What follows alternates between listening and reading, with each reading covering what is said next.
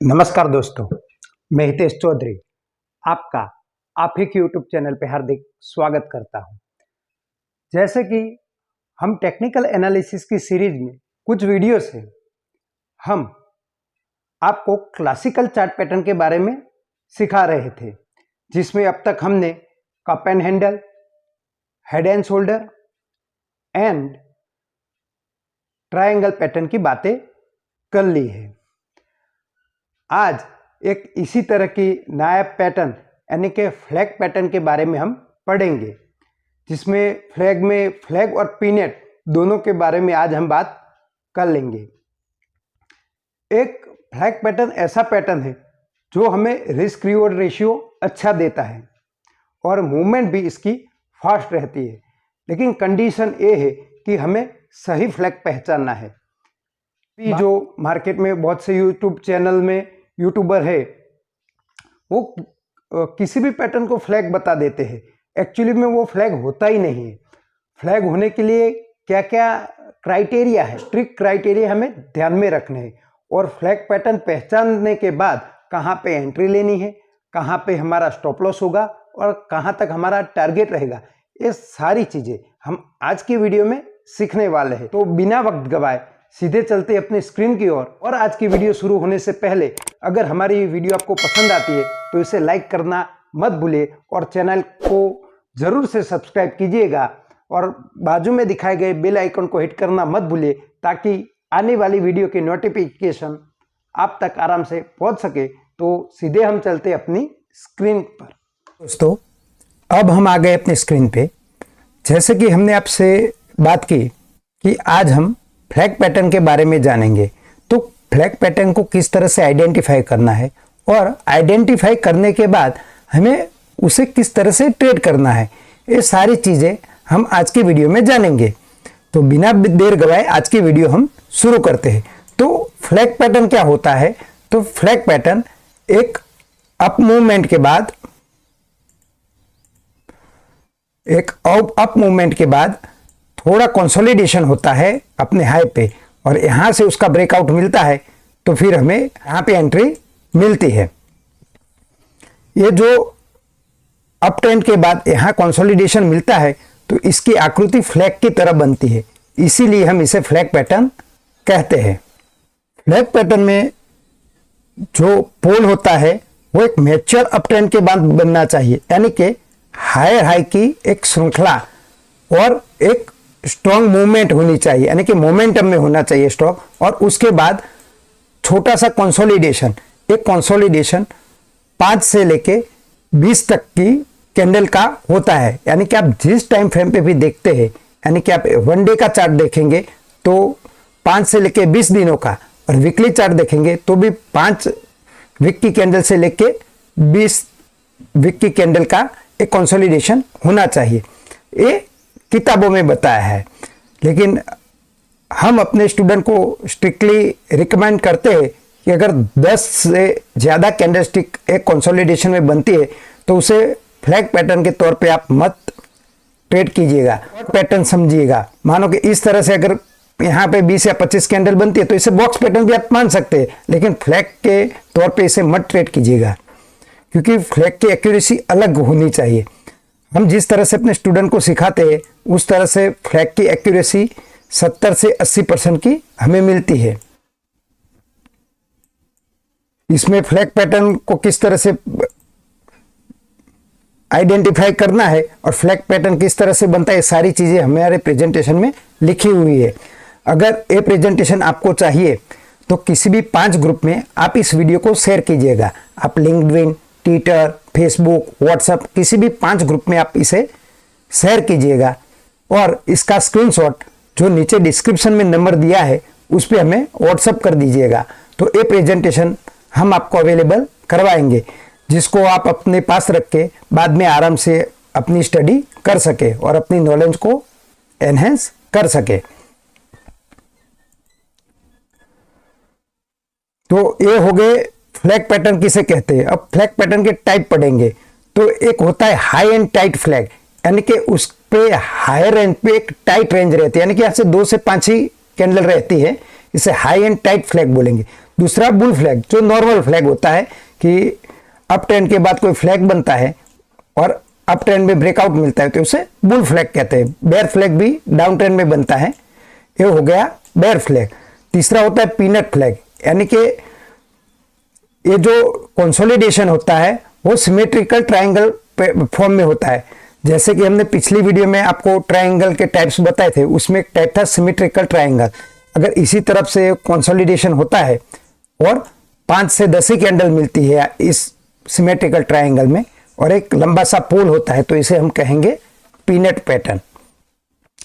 और एक है वेज फ्लैग, तो ये बॉक्स पैटर्न के जैसे ही इस तरह से वेज में अगर ट्रैवल करती है प्राइस तो इसे वेज फ्लैग कहेंगे। तो ये हो गए कुछ फ्लैग के टाइप्स। अब जो फ्लैग पैटर्न है उसमें हमें क्या क्या चीज़ें ध्यान में रखनी है। तो फ्लैग पैटर्न के लिए हमें पहला ध्यान रखना है कि एक प्रिसाइडिंग ट्रेंड होना चाहिए, यानी कि मैच्योर ट्रेंड होना चाहिए। अगर बुलिश फ्लैग ढूंढना है तो एक हायर हाई की आपको श्रृंखला मिलनी चाहिए। दूसरा, कंसोलिडेशन एक चैनल में होना चाहिए। तीसरा में वॉल्यूम पैटर्न भी देखनी है, जो हायर हाई यानी कि जो पोल है वो उसके वॉल्यूम हाई रहेंगे और जब एक कंसोलिडेशन बनेगा तब उसके वॉल्यूम डाउन हो जाएंगे। फिर अगर इसका ब्रेकआउट मिलता है तो फिर से वॉल्यूम बढ़ जाएंगे। इस तरह से हमें वॉल्यूम प्रोफाइल भी देखनी है।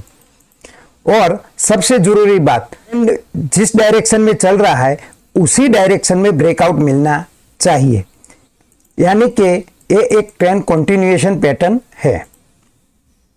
इसका एक एग्जांपल हमने यहाँ दिखाया है कि इस तरह पोल में उसके वॉल्यूम किस तरह से हाई थे, फिर कंसोलिडेशन के दरमियान वॉल्यूम कैसे डाउन होते हैं और ब्रेकआउट के बाद फिर से वॉल्यूम कैसे बढ़ जाते हैं। ये कुछ टाइप के फ्लैग है, जिसे bullish flag, bullish wedge flag, pennant pattern, इसी तरह से बेरिश में भी हैं। तो ये सारी चीज़ें हमने आपको बताई। अब एक प्रो ट्रेडर इसे किस तरह से ट्रेड करता है वो हम सीखेंगे। तो इसे ट्रेड करने के लिए पहले तो जैसे मैंने आपको बताया कि एक मैच्योर अप ट्रेंड होना चाहिए। मानो कि इस तरह से मैच्योर अप ट्रेंड, उस वक्त वॉल्यूम हाई होने चाहिए। उसके बाद मान लीजिए यहाँ पे एक कंसोलिडेशन होता है और यहाँ से 5 से 8 कैंडल कंसोलिडेशन होने के बाद यहाँ पे ब्रेकआउट मिलता है, तो यहाँ पे हम अपनी एंट्री करेंगे, लेकिन ब्रेकआउट कंप्लीट होने के बाद करेंगे, बीच में हम एंट्री करेंगे नहीं। अब पैटर्न है तो इस तरह से अप ट्रेंड में इस तरह से फ्लैग हम नहीं ड्रॉ करेंगे। फ्लैग इस तरह से होगा या डाउनवर्ड में स्लोप में होगा। अब डाउनवर्ड कितना होगा, तो ये कहा जाता है थियोरेटिकली कि जो पोल है उसका 50% से ज़्यादा रिट्रेसमेंट इसका नहीं होना चाहिए। लेकिन हमारी एक अलग ट्रिक है। हम क्या करते हैं कि हम लोग इसका लो और हाई पॉइंट को जोड़ के फिबोनाची रिट्रेसमेंट यहाँ ड्रॉ कर लेते हैं और फिबोनाची रिट्रेसमेंट पे 28% या 35% पे अगर रिट्रेसमेंट मिलता है तो हमारे लिए टाइट फ्लैग हो गया, और वो रिट्रेसमेंट 68% तक होता है तो हमारे लिए लूज फ्लैग हो गया। अगर एक टाइट फ्लैग में हमें एंट्री मिलती है तो हम श्योर एंट्री करते हैं। 68% पे अगर हमें ट्रेड करने की चूल है तो ही एंट्री करते हैं, बाकी हम ऐसे फ्लैग में एंट्री नहीं करते, क्योंकि इसकी जो एक्यूरेसी है वो 65% तक रहेगी और इसकी जो एक्यूरेसी है वो मैं मानता हूँ 80% तक आपको आराम से मिल जाएगी। और ऐसे टाइट रेंज के बाद इतना छोटा सा रिट्रेसमेंट रहेगा, फिर जो मूवमेंट आएगी वो एकदम शार्प मूवमेंट रहेगी। अब आप लोगों का नेक्स्ट क्वेश्चन होगा कि कौन से टाइम फ्रेम पे हम इसे ट्रेड करें। तो आप सारे टाइम फ्रेम पे इसी रूल को अप्लाई करके ट्रेड कर सकते हो, लेकिन सबसे ज़्यादा एक्यूरेसी आपको चाहिए तो आप वीकली टाइम फ्रेम पे इसे ढूंढिए। आप सैटरडे संडे आराम से फ्री होके वीकली टाइम फ्रेम पे जिस भी स्टॉक में ये फ्लैग पैटर्न बन रहा है उसे अपने वॉच लिस्ट में ऐड कर लीजिए और पूरे वीक के दौरान आप डेली टाइम फ्रेम पे उसका ब्रेकआउट ढूंढने का प्रयास कीजिए, ताकि आपका रिस्क रिवॉर्ड अच्छा बन सके।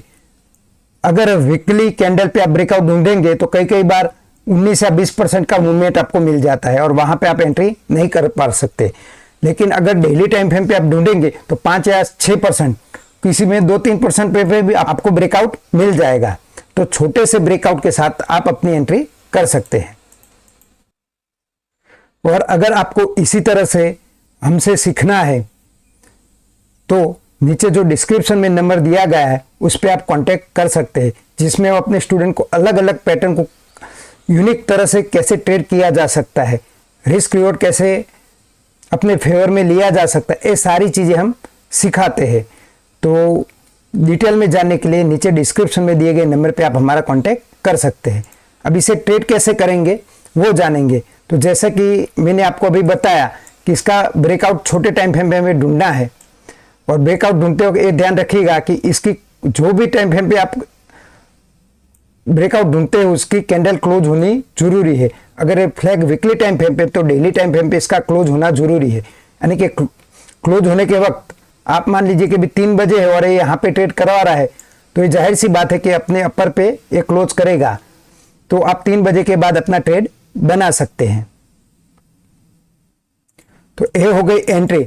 स्टॉप लॉस ए फ्लैग के जो लोअर लेवल है वहां पे आपका स्टॉप लॉस रहेगा। अब हम टारगेट की बात करें तो टारगेट में जितना पोल रहेगा उतना ही हमें उसका टारगेट मिलेगा, लेकिन वो आप वहां तक होल्ड नहीं कर सकते। तो मेरी राय है कि 1GM2 या 1GM3 पे आप आधा प्रॉफिट बुक कर लीजिए और आधा ट्रेल करते रहिए। अब ये हो गए हमारे फ्लैग पैटर्न को किस तरह से पहचानते हैं और किस तरह से हम ट्रेड करते हैं। इन शॉर्ट में हमने आपको बता दिया, क्योंकि हम इन डेप्थ में अपने कोर्स में ही आपको बताते हैं। लेकिन आपको पैटर्न बताया तो इसके साथ जो रिस्क है वो भी बताना जरूरी है। तो पैटर्न में सबसे बड़ा रिस्क है कि आपको फॉल्स ब्रेकआउट मिलेगा। तो फॉल्स ब्रेकआउट से आपको कैसे बचना है वो भी हम आपको सिखाएंगे। लेकिन इसके लिए हमने जो अपनी वीडियो आगे बनाने वाले हैं कि फॉल्स ब्रेकआउट से कैसे बचे, वो आप जरूर देखिएगा। तो फॉल्स एक हो गया फॉल्स ब्रेकआउट। दूसरा है कि अगर आप वीकली टाइम फ्रेम या बड़े टाइम फ्रेम पे ट्रेड करते हैं इस पैटर्न को, तो इसका रिस्क रिवॉर्ड गड़बड़ा जाता है। तो उसके लिए आपको छोटे से टाइम फ्रेम पे ब्रेकआउट ढूंढना पड़ेगा। ये इसके तो बड़े रिस्क हो गए। अब इसको हम लाइव चार्ट पे अगर चाहे तो आपको दिखाए कि पहला चार्ट है आदित्य बिरला का, और यहाँ पे आप देख सकते हैं कि एक फ्लैग बना हुआ है और ये फ्लैग 8 कैंडल का है। आप नीचे वॉल्यूम भी देख लीजिए कि पोल के वॉल्यूम क्या थे, कंसोलिडेशन के दरमियान वॉल्यूम क्या है, और यहाँ पे ब्रेकआउट नहीं मिला है। किसी लोगों को लगेगा कि यहाँ ये ब्रेकआउट मिल चुका है, लेकिन इसकी अपर विक देख के आप बता सकते हैं कि ये ब्रेकआउट वैलिड नहीं है। आदित्य बिरला के बाद दूसरा चार्ट भारत फोर्ज का है, और जिस तरह हमने बताया कि 50% से कम रिट्रेसमेंट रहेगा, तो ये हो गया पोल, और इसका ये रिट्रेसमेंट है जो 50% से कम है। और इसकी जो कैंडल गिनेंगे तो 1 2 3 4 5 6 और 7वें कैंडल पे हमें इसका ब्रेकआउट मिल गया है। तो ब्रेकआउट के वक्त भी आप इसकी वॉल्यूम आराम से चेक कर सकते हैं। तो ये हो गया हमारा परफेक्ट फ्लैग पैटर्न। लेकिन आपको फिर से बता दूं कि आपको इस वीडियो में जो भी चार्ट दिखाता हूं वो आपको एजुकेशन पर्पज के लिए है, क्योंकि मैंने अभी आपको फ्लैग पैटर्न बताया, तो फ्लैग पैटर्न कैसे पहचानते हैं वो दिखाने के लिए मैं आपको लाइव चार्ट पे दिखा रहा हूं। तो किसी भी चार्ट में मेरे खरीद या बेचने की राय नहीं है। अगर आप इसे खरीद या बेच करते हैं तो आपकी खुद की जिम्मेदारी रहेगी। इसके बाद हम एक चार्ट देखेंगे चोलामंडल का, और इसमें भी आप क्लियर कट फ्लैग पैटर्न देख सकते हैं, और इसका ब्रेकआउट नहीं मिला है। कई बार हम क्या करते हैं, फ्लैग पैटर्न के ब्रेकआउट के लिए 20 पीरियड या 50 पीरियड का डीएमए लगा देते हैं, और इस पे सपोर्ट लेके यहाँ पे कोई अगर कैंडलस्टिक बनती है तो हम अर्ली एंट्री भी ले सकते हैं। लेकिन इसके लिए बहुत प्रैक्टिस की जरूरत है। तो मैं आपको इस तरह से अर्ली एंट्री की रिकमेंडेशन नहीं करता हूँ, लेकिन हमारे स्टूडेंट बहुत प्रैक्टिस के बाद इस तरह की अर्ली एंट्री आराम से ले सकते हैं। और आप समझिए कि यहाँ पे आपको कोई हैमर मिलता है तो इतना ही रिस्क हुआ और रिवॉर्ड बहुत बड़ा रहेगा। ये हमारे कुछ कोर्स की बात हो गई कि कोर्स में हम किस तरह से अपने स्टूडेंट को अलग अलग तरीके से ट्रेड करना सिखाते हैं, जो प्रो ट्रेडिंग हम कहते हैं। चोलामंडलम के बाद एक कोरोमंडल का चार्ट है, और जिसमें ब्रेकआउट मिल चुका है ऐसा चार्ट आपको दिखा है। इसकी वजह है कि आप देख सकते कि ब्रेकआउट के बाद कितनी फास्ट एंड फ्यूरियस मूव होती है। उसके बाद इस चार्ट में भी आप मूवमेंट देख सकते हैं कि यहाँ ब्रेकआउट होने के बाद एक ही कैंडल है जो तकरीबन 19% की थी, तो इसमें भी आप मूवमेंट, फास्ट मूवमेंट आप देख सकते हैं। ये इनॉक्स विंड का चार्ट है, यहाँ इसमें हमें यहाँ पे ब्रेकआउट मिला था। ये डेली टाइम फ्रेम का चार्ट है और इसमें यहाँ पे हमें ब्रेकआउट मिला था। यहाँ पे आप अगर डेली टाइम फ्रेम पे अगर आप फ्लैग ढूंढते हैं तो अवरली चार्ट पे इसका ब्रेकआउट आप ढूंढ सकते हैं, और अवरली चार्ट पे यहाँ पे आपको ब्रेकआउट मिला था और उसके बाद इसकी मूवमेंट देखिए, एक ही कैंडल एक ही दिन में 19.70% यानी कि तकरीबन 20% की मूवमेंट मिली थी। तो आप समझ सकते हैं कि ये चार्ट पैटर्न कंपैरेटिवली कम देखने को मिलेंगे, लेकिन जब भी देखने को मिलेंगे आपको अच्छा सा अच्छा पैसा दिला के जाएंगे। इनॉक्स ग्रीन के बाद ये भी आप चार्ट देख लीजिए, इसमें भी आपको एंट्री मिल चुकी है, आप इसके वॉल्यूम भी नीचे चेक कर सकते हैं। तो ये हो गए फ्लैग पैटर्न के कुछ एग्जाम्पल, किस तरह से हमें आइडेंटिफाई करने हैं, और एक कंसोलिडेशन कितनी कैंडल का होना चाहिए, किस तरह प्रो तरीके से हम इसे ट्रेड कर सकते हैं, जिसमें फिबोनाची रिट्रेसमेंट, मूविंग एवरेज भी लगा के हम इसे और फाइन ट्यून कर सकते हैं। तो आज की वीडियो में इतना ही रखते हैं, और इसी तरह से आगे आपके लिए एजुकेशन वीडियो लाते रहेंगे। लेकिन तब तक के लिए जय हिंद, जय भारत।